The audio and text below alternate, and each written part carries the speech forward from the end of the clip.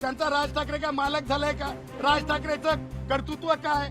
माझ्यावर टीका करणे एवढे ते मोठे नाही, तर 1 to 1 राज ठाकरे सदावर ते येऊ द्या. मी सांगतो मनसे टीका करते की दर महिन्याला 20 लाख रुपये खर्च तुमच्या सिक्युरिटी होते, सरकारचे जावं आहेत काय, अशा शब्दात टीका करते. ते काय जावं येत काय? ते कॅमेरे लावलेत, ते ह्याच्यावर किती खनखन खनखन खटखट खटखट खट नोटा मोजल्या चालल्यात. हे बघण्याला ते कोण आहेत? त्यांचा राज ठाकरे काय मालक झालाय का? राज ठाकरेचं कर्तृत्व काय? राज ठाकरेची पार्श्वभूमी काय? असं बोलायला गेलो तर खूप बोलू शकतो. आज तो वेळ नाही, आज तो विषय नाही.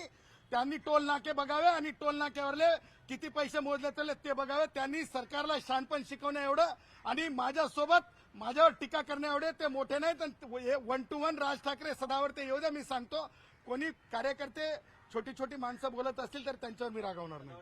तुम्ही याचिका केली होती, तुमचा एकंदरीत विरोध होता या एकंदरीत जरांगीच्या मागण्या, पण मागण्या पूर्ण मान्य नाही झालेल्या दिसत आहेत एकंदरीत आपण बघतोय.